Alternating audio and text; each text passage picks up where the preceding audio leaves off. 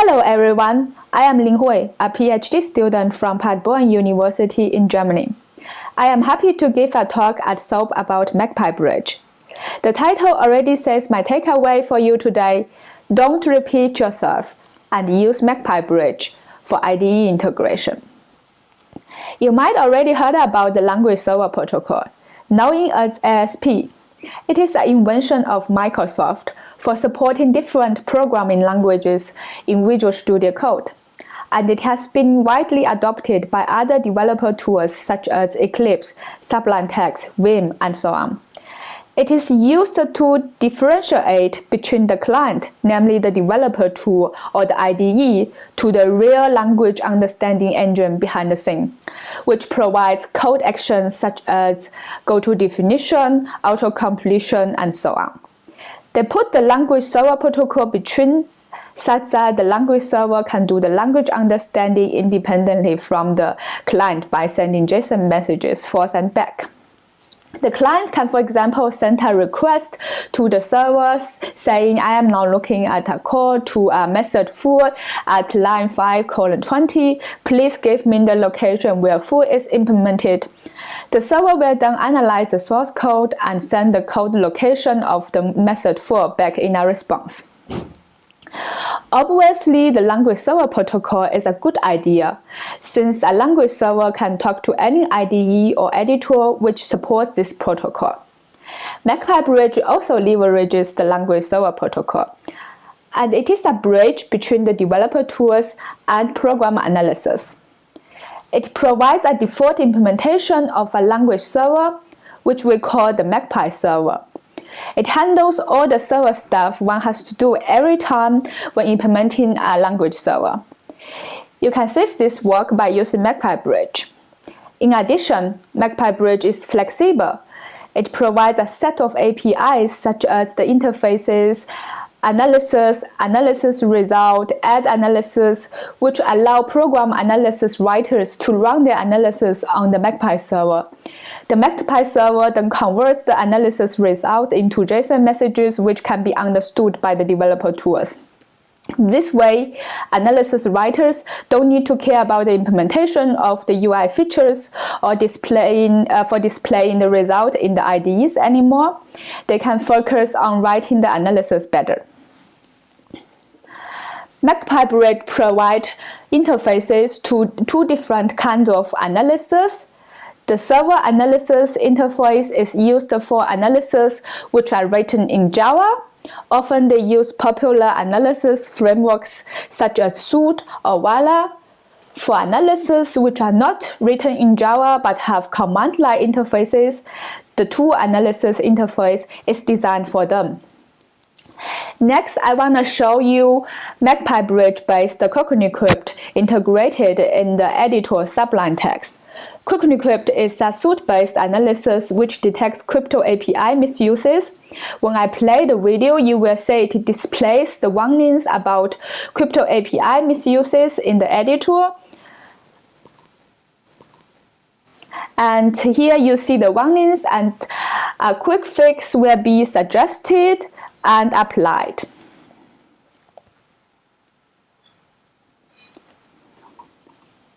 Another example is the tense analysis engine of FlowDroid. Here you see it is integrated into Visual Studio Code with MagpieBridge. It detects a SQL injection, and the result, including the data flow path, is displayed in the hello message, as you can see here. For command line tools, as I said, MagpieBridge also provides a way to integrate them. Here you see the analysis result of Facebook info displayed in the web editor Gitport. Info is not written in Java but OCaml.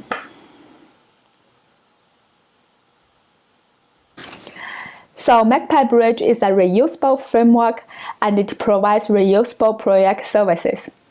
In order to do whole program analysis writers have to resolve project scope to find the source code path, the library code path. Usually they have to do it every time for every analysis, which is again repeated work. Project services provided by MagpieBridge leverage popular build tools such as Maven and Gradle to solve this problem and save your work, since the resolution is always the same for the same kind of projects. MagpieBridge provides a few implementations which can be chosen by analysis writers. Now I explain how it works. Once the IDE sends the ASP message initialized with the project URI to the Magpie server, MagpieBridge's built-in project services can use this information to resolve the scope of the working project. Computed source code paths, library code paths, class paths can then be used by the analysis. Currently, we already have project services for Java projects, Android projects, and NPM projects. Of course, you are welcome to contribute one and share it with us. The way Magpie server allows analysis to detect issues is instant. It triggers the analysis automatically based on user interactions reflected in the ASP notification sent from the IDE. For example, it can be configured to run the analysis when the user opens a source code file in the IDE, or when the user makes changes to a file, or when the user saves a file. The client which supports ASP provides rich IDE features for diagnostics sent by the Magpie server. You can have markers with different severities, error warning or information, or as you have seen the example for FlowDroid, the witness path for the vulnerabilities is displayed in the hello message, or some advanced features such as quick fix, as you have seen for CockNeCrypt. Since the first release of MagpieBridge after eco paper, we received questions about if MagpieBridge can allow more user control. Some people would like to let the user to control the timing when the analysis should be triggered, or even allow interactions between the user and the analysis. The others would like to allow users or developers to configure the analysis by themselves. Now MagpieBridge can fulfill these wishes. MagpieBridge leverages not only ASP, but also the fact that every computer has a default web browser installed, and we extended the Magpie server to also talk with web browsers in HTTP. The way how it works is as follows. When the Magpie server is started, it will also open a URL in the default web browser. The web browser will show the configuration page for the analysis. This page is generated by the Magpie server from the configuration options and actions defined by the analysis writers through the get configuration options and get configured actions method defined in the analysis interface.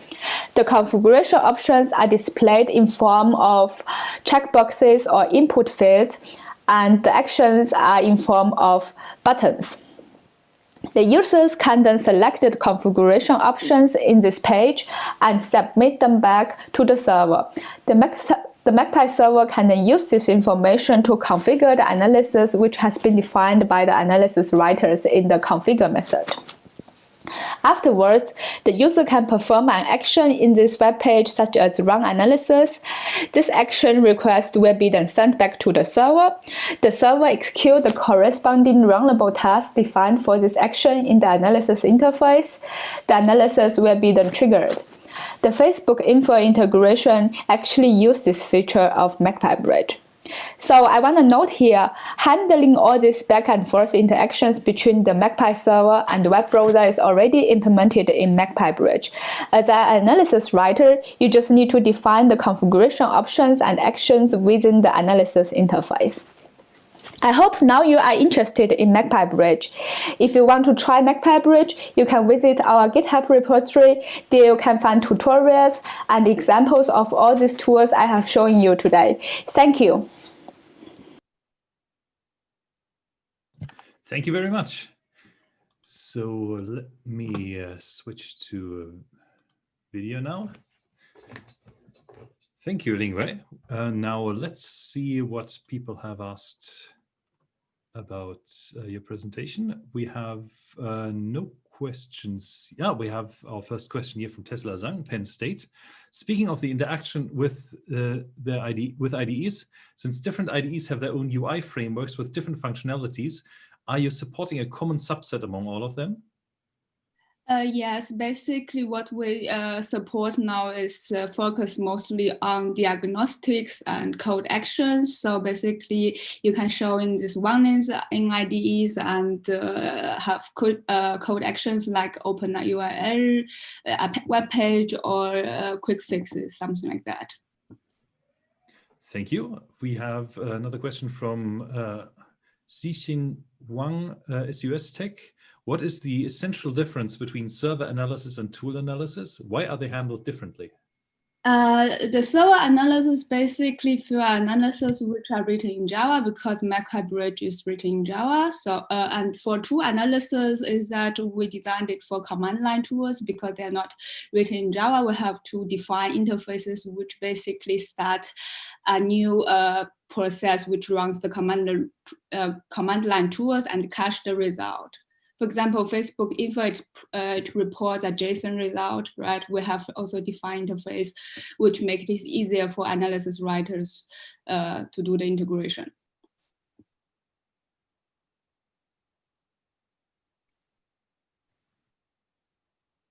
Sorry, I can't hear you.